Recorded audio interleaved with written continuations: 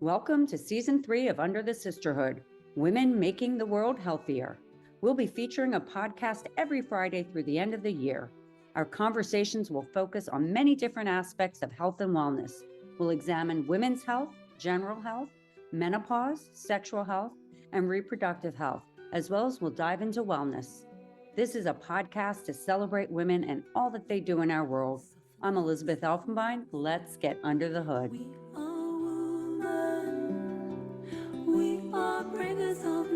Today, we're getting under the hood of Ikram Guerd, a mother, daughter, sister, friend, women's advocate, and currently VP of Global Marketing at Aspivix and Managing Director of US, an innovative women's health company focused on making gynecology now modern with gentle in mind. Born in France with a multicultural background, Ikram has always been passionate about healthcare since childhood, driven by the purpose of making a positive impact.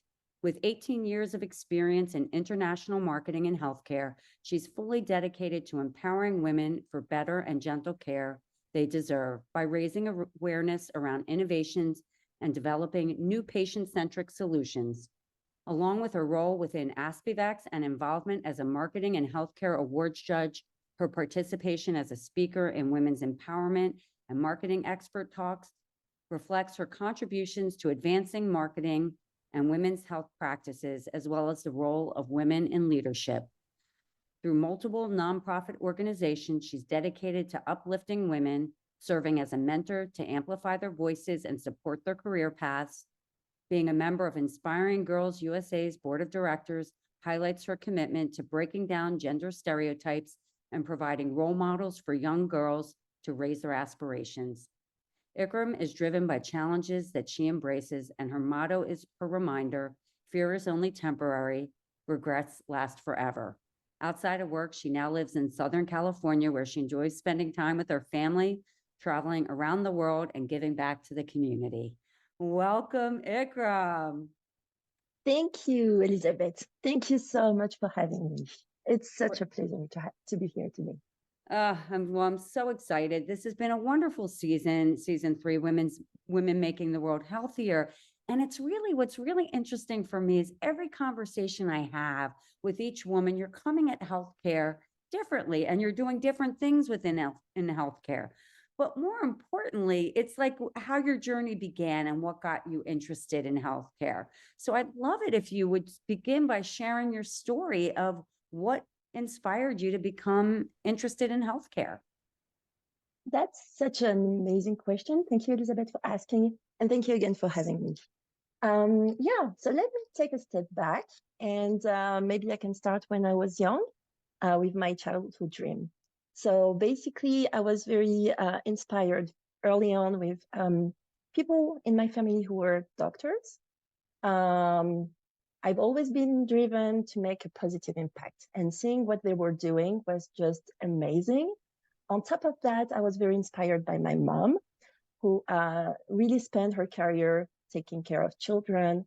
Like I thought to myself, if I can do a job where I can help others, make a positive impact through healthcare and focusing on children. And that's when I started becoming very interested in healthcare, and more specifically in becoming a pediatrician. So I tried to pursue my dream, and unfortunately, I wasn't able to achieve that dream. But the other thing that you need to know about me is that I'm very stubborn. When I want something, I try to get it one way or another. So, and that became, and sometimes in life you meet with people who will be a new source of inspiration. And that's what happened with marketing. So I was lucky enough to work at Procter & Gamble in marketing.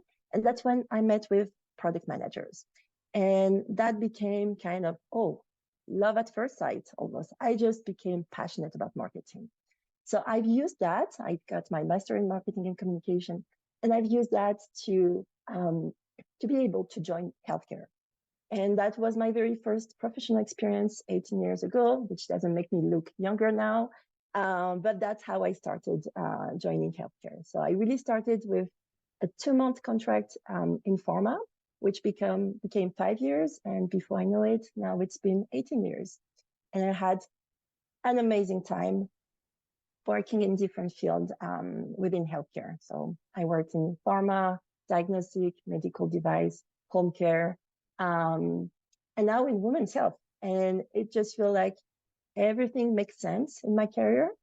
And just to close the loop on my childhood dream, although I didn't become a pediatrician, one of my products I was in charge of 10 years ago was a specific transcutaneous monitor for premature babies. So I spent a lot of time with neonatologists and pediatricians. So I didn't become one, but I worked with them. And that's probably one of the most humbling and inspiring experience I've had, both personally and professionally. Well, thank you for sharing that. And you've had an interesting, journey. What I'd like to do is sort of go back and understand. I mean, it's wonderful that you had, family who were doctors and a mother who took care of children. And I love the fact that you put together the healthcare, being a doctor and, a pediatrician, the mother really helping be of service, if you will, to patients. What age were you? I mean, when were those eyes lit up by that and that you knew that you wanted that?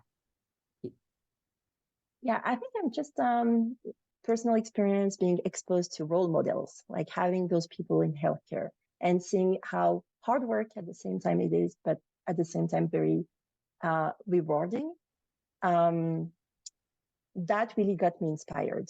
And through my journey, I've learned, and I keep learning so much every day because I have this opportunity to really work with healthcare professionals, nurses, doctors, pharmacists, and so on. So every day is a source of inspiration. Every day I have my sparkle and I learn from all of them. And that's how I grow. That's how I'm where I am right now. And I'm still learning and I just love it. And I don't mean to do this, but I'm going to do this only because I think you fell out for a second. What age were you? I asked the question and you just dropped off and I'm like, were you, how young? 8. 8. Yeah. 8. Okay. When I had the sparkle? Yes. Yeah. I think I had, around 8 or 9 years old. And the reason why I'm asking that question is it's very interesting to have the different conversations and really understand where each woman, where that source of inspiration began. And the other thing that's interesting to me is how it continues. Like, I mean, imagine at 8 years old, you were interested in healthcare. You wanted to be a doctor. You got interested in pediatrician.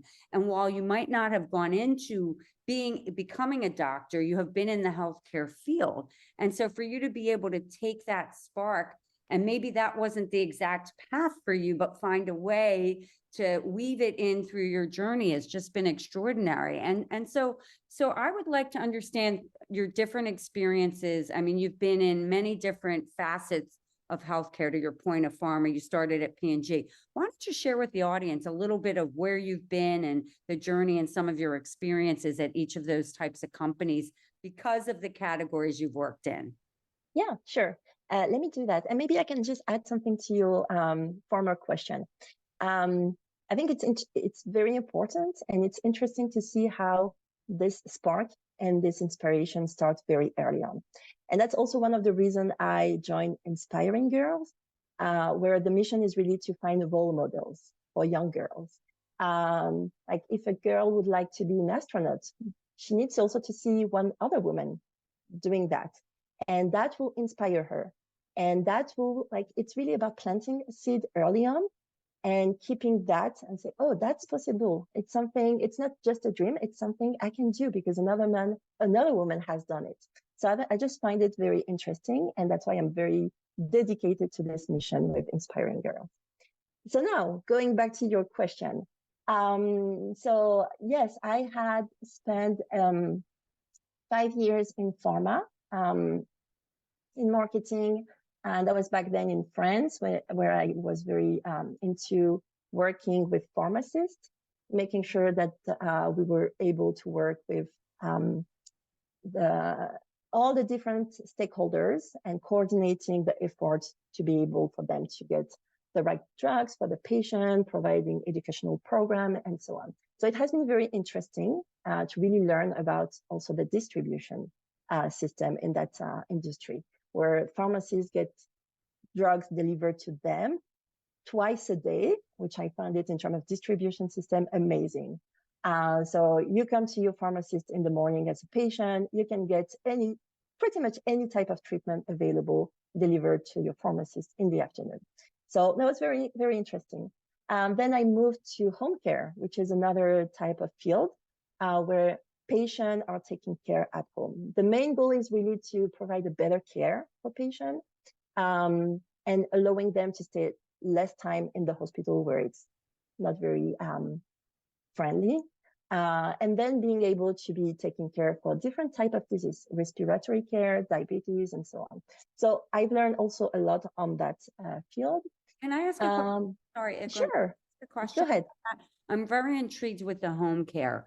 Were you working for a company where you were doing the marketing for the home care, or were you involved more in other capacities in the communications? Because that's an interesting field. The product's different. It's about care. So it's delivering a service, not, it's a different, and that's a very different experience. So how did you, what was your role in that capacity? Yeah, exactly. That's a good point. It's very different because you provide a service. So I was working for a home care provider.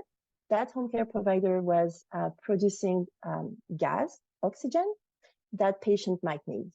And on top of that, a lot of patients were treated for sleep apnea. So we were working different manufacturers in terms of having the right mask, the right CPAP device, and so on. And then we had also diabetes, just patients who needed nutrition. So we had different people in the team who were nurses and other more like kind of technician for the oxygen aspect of it. And they were going to the patient through the doctor's request, depending on the frequency. And they were like really setting the device, making sure that it was compliant, that the patient was improving, getting that report to the doctor. And my role was really to connect all the dots, working on educational program for the patient, but also working with the doctors, making sure that we have something that is aligned with all the different levels and between the patient, the doctors, and the provider in the middle. Yeah, that's interesting. That's interesting because it's coming at it, multidimensionally. It's more three-dimensional versus 2D, like just putting out a product, because you have to look at it, from different customer perspectives, but also I think you said the best word, which is connecting the dots, which I think, it just challenges you to think a little differently. So that's really cool. So sorry to interrupt. I was just very intrigued by, you don't often hear about people talking about, working in the home healthcare area, if you will. Yeah. And then after home care, that's when I joined the medical device field and diagnostics. So it was an amazing experience because I get to learn a lot. I get to work with pediatricians and neonatologists, but not only. I spend a lot of time in critical care. So we had different type of instruments, something more like monitor and some others more to manage blood gas for the lab. And you need those information right away. So you have the patient, the bedside, in ICU, in NICU, you cannot wait. So it's really critical. And it's really about saving patients' life. And that's where it really made sense. And it had a strong purpose for me because you really get to see the effect. But it's very stressful in a way because it's so intense. I really enjoyed working for those different products. And I worked in France, and that experience brought me to the US. So I moved to the US 7 years ago to bring my knowledge in terms of transcutaneous monitoring and also share it with my team here because we were planning to launch a new product and so on. That's really neat. And that's really interesting just to have the career in the space you're in, but then to move to move around the world to go to continue it. So to move out to California to continue your journey doing it. And so I almost want to take a pause there and say, how did that experience go? And, I don't know if you had children then yet, but coming, to a whole new continent, if you will, with a whole new experience, what was that like for you? It's a great question. And I've always wanted to have that experience abroad because I've always been interested in learning other languages, learning about cultures. So I was already spending a lot of time traveling just by myself with my husband. So we went through, like, we visited 60 plus countries. We have a goal to visit all countries in the world. We are not there yet. And that was prior to have kids. But living and visiting a country is very different. So when we moved, it was kind of part of my goals. But moving from France to the US was such an eye-opener and amazing experience at so many different levels because you get to learn so much about you. And it's also very humbling in terms of experience because you take for granted. Like I was living in France, you take for granted what you have on a daily basis. You have a bank account, you have your travel license, you know how to shop. You come to a new country, even if the culture doesn't look like so different, you still have to start from scratch. So I remember like just opening a bank account, and just learning about the credit score that we don't have in France. Like I'm having a hard time understanding, but I'll get there. So you just need to be patient with yourself because you have so much to learn, just like a kid. And at the end of the day, it makes you more, humble and more grateful about the things that you have on a daily basis. And that experience was just amazing. Personally, I got to grow and be exposed as different way to manage people, for example, different way to interact with people. And I just loved it. And professionally as well, I had different roles within the 7 years, and it has been so great. Yeah, no, I'm really curious, because that's big. That's a huge move. And, and it's funny, I was just in Paris myself, and I know the cultural differences, just the way people live and are. So I think that that's, it's a lot to make that change. So, I applaud you in doing that. And it sounds like you did it very gracefully. And you figured it out. And so you went to that company, and that company you were at, before you were at that company, you moved from France to come to the US, to California. And then how long have you been with Aspivix? So were you there till Aspivix? No, Aspivix, I just joined recently.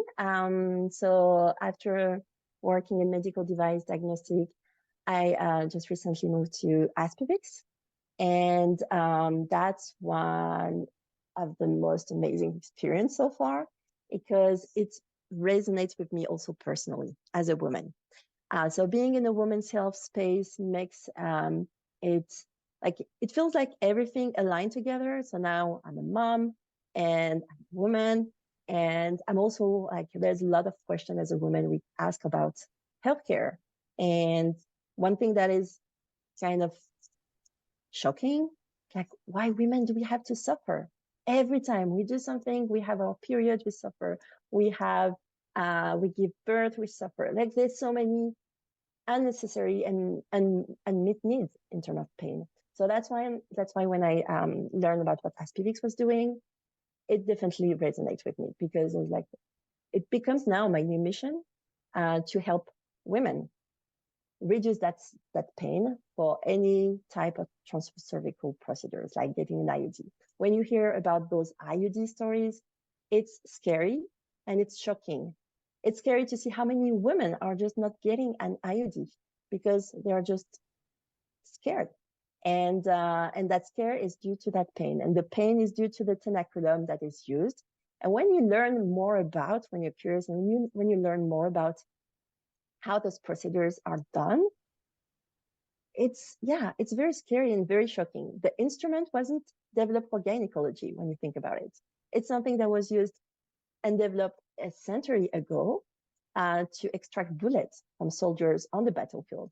I was like, wow, this is just crazy because basically that's a very traumatic tool that they are using on women.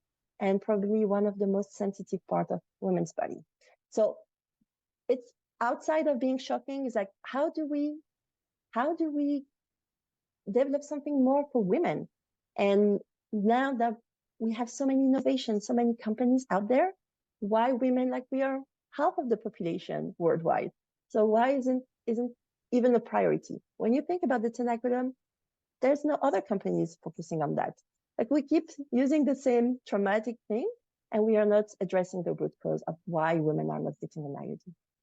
And that has that has consequences. When you think about a woman not getting an IUD, when you know that the IUD is 99%, is the most cost-effective contraceptive solution, is the most efficient, but because they are scared of pain, then women are not getting a contraceptive solution, or maybe something that is not efficient enough.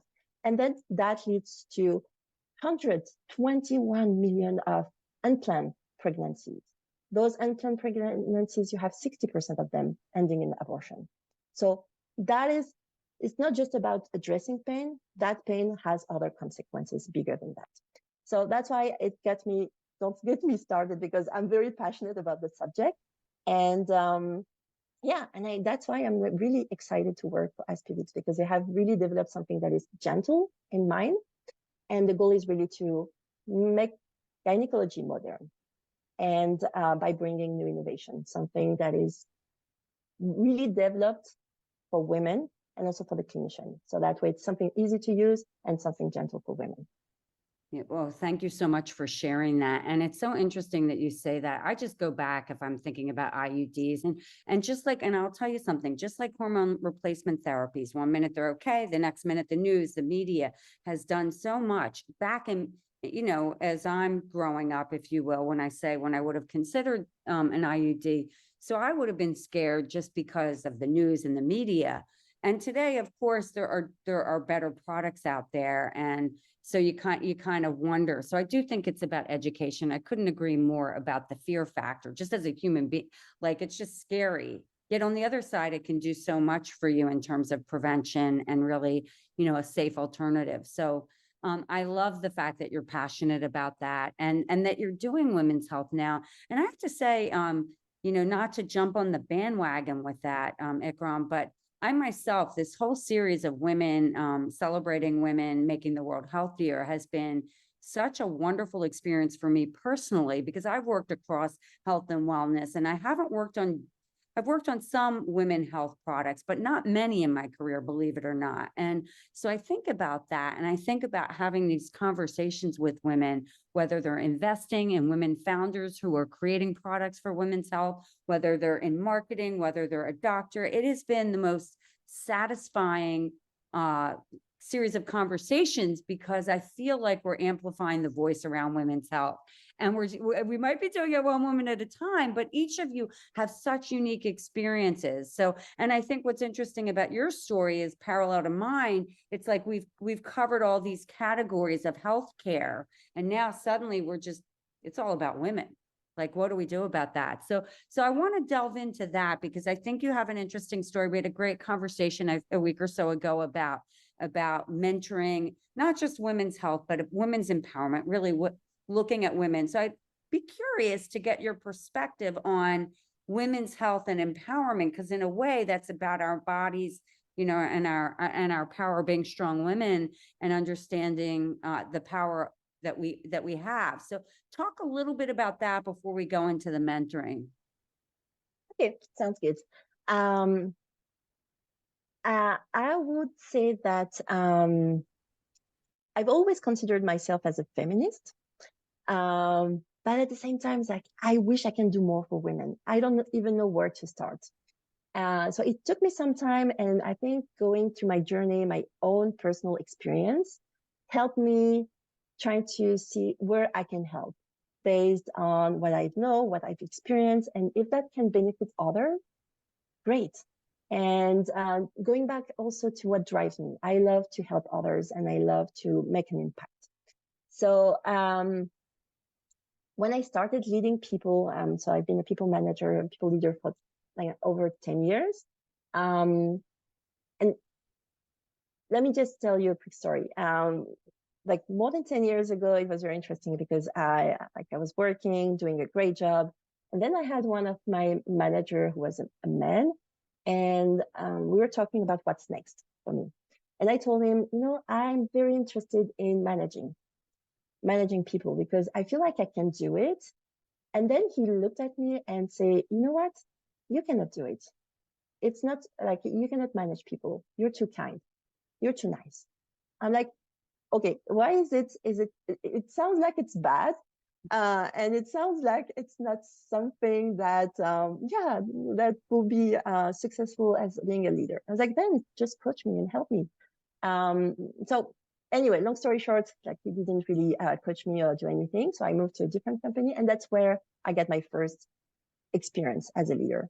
And then it's been 10 years, more than 10 years, and I had a blast. I really enjoyed managing people. And at the end of the day, I hired and I built my own team with just amazing, diverse people I truly care about. And I saw them grow and achieve amazing things. And that sentence from my former manager just stuck with me and became my driver. Now that having said that, I'm just taking my leadership experience because that's also what made me think about, okay, I've helped other people grow in their role. Maybe I can use that with outside of work. So I started mentoring and I started just offering some advice about marketing, or also like just based on my experience in terms of navigating your career or leadership, any guidance. And that was very interesting because I thought I was doing that on the side few times, like a month. That became kind of very busy because I was getting more and more requests, mostly for women. And when I was having those discussions with them, it was interesting to see that, okay, I feel like I see myself in you 10 years ago. And I thought that, yeah, I can definitely have an impact. I can help just by sharing my experience. And if that can inspire others, that's amazing. And I, even myself personally, mentoring, it has been a very kind of rewarding experience because you feel good. Like, okay, I feel like I've helped someone. And having that person coming back to you 6 months later, say, oh, I get a job, I had a promotion, or that's one of the most amazing feelings. You just feel like a mom and very proud of your mentees. So yeah, it definitely kept me busy for the last year. And I had around 70 mentees across the world, mostly women. And I just love it. 70, right? Tell everybody. 70, yes. That's amazing. I want to just say something about that, which I think the audience should hear. Ikram, you are such a wonderful example of a woman lifting other women. And, one of the things that under the sisterhood, one of the things that this sisterhood is all about is being there to put your extend, like we are only good as our collective.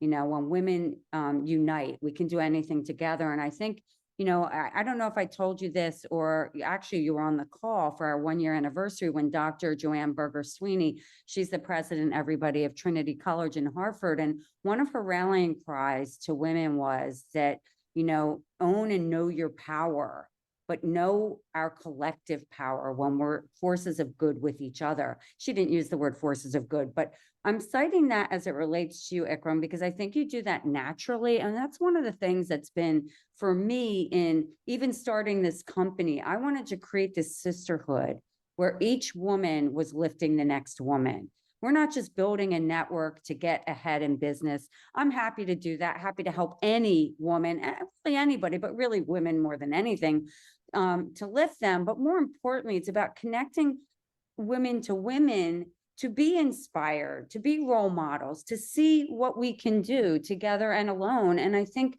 that one of the biggest things to me is about lifting other women. Like what's the harm in helping the next woman? And I think you've been doing that. I mean, to have 70 mentees around the world, primarily women, is remarkable. On top of, by the way, she has 2 children and a full-time job where she's both, an operational US lead. It's a big position, as well as the head of marketing globally. So, wow. Congratulations on that. And you're doing amazing work. So I'm kind of curious, do you see the opportunity? I sort of asked an unusual question, which is, you're mentoring, but you're also in women's health. Do you see any intersections with that right now? And if so, could you talk a little bit about that? Yes. Thank you again, Elizabeth, for the kind words. And I'll definitely turn that to you in terms of what you have created. And that's why we connected, because I was so inspired with what you have created and the sisterhood, because that's exactly the thing that I wish I had when I was younger, with women supporting others. And that's also the reason why I started mentoring. It's like, okay, if I can help just one woman and then the other woman can help other, and that's exactly what you're doing. And that's just amazing. So I love what you're doing, and I love the mission. I love the visual identity, everything. That's the marketer talking now. But yeah, kudos to you, just on the side. Thank you. I really appreciate that. And in our last conversation, I think you really struck me because you were talking about, oh, I'm just making a small contribution.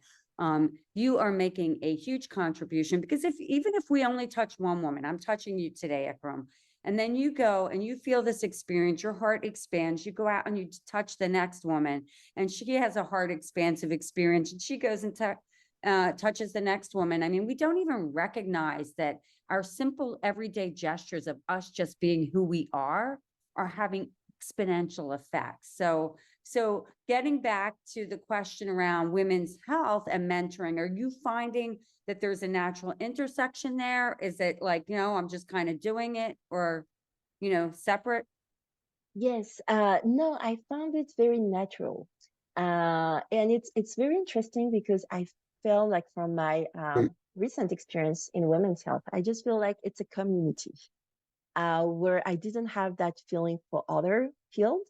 And I reached out to so many people, women and men too, but a lot of them women, and it felt so naturally. Some of them are willing to help you, some of them are willing to mentor you, and the other way around. And I love the fact that it comes very naturally on both sides. And so that's why when I was telling you that kind of everything aligned together now in my life, in terms of being a mom, being in healthcare, now in women's health, doing what I'm doing on the side as a mentor, and other activities like Inspiring Girl, everything is makes sense. And yeah, it's just has been amazing. Well, it's interesting just hearing you say that. I think that there's a thread that goes through your entire life, which is out of that very young age, that spark. You wanted to help people, you wanted to care, you wanted to be of service. And so becoming a mother, you can't help but be really good at being a mentor, because you're mentoring your own children, because that's our job as mothers. And so it's natural to want to care for the next person. However, when you are working a full-time job and you have two young children, it's a lot to give that extra. And so the fact that you recognize that there's a need there, and that you're so generous with your time, is just really, really special. And I love that thread. I just think that it's just, I don't know, that's the stuff that makes life even more rich, that giving back, if you will. And I think that I don't know when you started doing that. And I'm not talking mentoring, I'm talking about caring and going that extra mile for others. Because, mentoring seems to be like, we could be doing mentoring and not even realizing we're doing mentoring. When we're younger, we're kind of role modeling certain behaviors. And then people are like, wow, yeah, no, and so people start doing certain things. But, to do that for a lifetime, to be that kind of person, is just really pretty special. So I'm just giving you a huge shout out there. So I want to know, so here you are today, you're at Aspivix, you're working in women's health. And I love the fact that you described what you like about it is this sense of community, which I think what I have found, Ikram, if I may say, with all the women I'm talking to in healthcare companies, whether they're founders, whether they're just part of these company, women's health, whether they're VCs, whether they're doctors supporting, it's been really interesting. It is such a tight knit, women supporting women. I feel like women are all in it. And that's a really special feeling. Do you have a lot of, like, in terms of the people you're dealing with? And I don't know if Aspivix, is that a US company? So it's a Swiss company. So the headquarters is in Lausanne, and now we are expanding in the US because we got the FDA cleared product, and we just got the SC Mark too. So we'll be very busy. Thank you. Congratulations. That's awesome. I was going to ask you with that, I mean, are there a lot of women at the company in particular, I guess, you know, would be the US offices. So do you have like those good role models at the company? Not yet. I think the good thing about the company is that we have a very diverse company at every level. And I think that is very important. So the co-founders are male, and that's very interesting. That's also something that gets me think about, oh, that's great that we have men like being allies in women's health space and that are getting interested in treating pain. So that's something that is amazing. And then we have a very diverse team in terms of gender, like we almost half, in terms of background, ethnicity, and so on. So a very diverse and great team to work with. You know, it's interesting that you say that because a lot of the conversations we've had is and even Dr. Joanne Berger Sweeney said this, we need men to be part of this conversation. And so if you have co-founders who are addressing women, you know, women's health issues, it's pretty powerful because it means that they have compassion and they understand there's an unmet need and an opportunity. Yes, they'll make money, but if they do good and create a good product, even better, and they'll make money. And so that's really awesome. So, you know, this has been really interesting. I'm curious before we close out to get your perspective on how you imagine this, you know, as you, and I hesitate to do this on one hand, but how you see your future, because in a lot of ways, I don't want to rob you of the joy of today, but like, you know, I mean, you've been on this journey and sometimes life is planned and sometimes things happen, but what do you see yourself doing with all of these amazing talents? Oh, I'm always open to new challenges. And that's something that is part of my motto. So my motto is fear is only temporary and regrets last forever. And I heard that the very first time when I was probably more than 10 years ago. And I was in South Africa and I was ready to do my first bungee jumping. I had this guy wearing this t-shirt with this sentence, and that stuck with me and became my motto. So I did my bungee jumping that day, and I done it 2 years later again. But okay, I'm done now. But anyway, I'm the kind of person who loves challenges. I love opportunities. So I'm very open to learn new things, to new challenges. So with Aspivix, there's so much work, just raising awareness. When I see women reaching out to us spontaneously and asking us, where can we get the product? I want to get an IUD, but I'm scared. I know it's painful. How do I get it? I'm able to drive from California to whatever place. And I just find it so crazy. So I really want to make sure that I can make an impact and help them. So raising awareness on the product is definitely something that I will be focusing on. Changing the mindset also, it will take time, but really working with institutions, with OBGYN who are willing to like change the practice and be more patient focused. So that's what's next for me. I will definitely, because I love keeping myself busy, even with my child keeping me busy. But I will continue doing mentoring. I will continue being involved in different women's organizations and uplift them as much as I can and as much as I need. I love that. And I think that that's a wonderful, you know, I think, you know, focusing on, you know, what you can do in your specific role, I think is amazing. And I think I'll be very curious to watch you over the next 5 years, what you do in women's health and how you merge, how the intersection of mentoring, education, mentoring, creating awareness around these areas around women's health, I think will be really interesting. And then mentoring in the process, because for some reason, I feel like there's some layers, peeling back the layers, the connections will be very interesting to me. So this has been really interesting hearing your incredible journey. I'd love for you, this is your platform today. to give a message to women around the world of all backgrounds, of all cultures, ages 18 to 100. What do you want to say to them, Ikram? Um, I would say that you can pretty much do anything you like. I just feel empowered. Um, don't feel shy. Don't feel you cannot do it. You can definitely do it. And if you need someone to remind it to you, I'll be more than happy. They can reach out to me, and I'll be more than happy to connect and have a discussion. They can find me on LinkedIn quite easily. But yeah, don't have anything or anyone holding you back. And surround yourself with positive energy, supporters, people who will be cheering you up.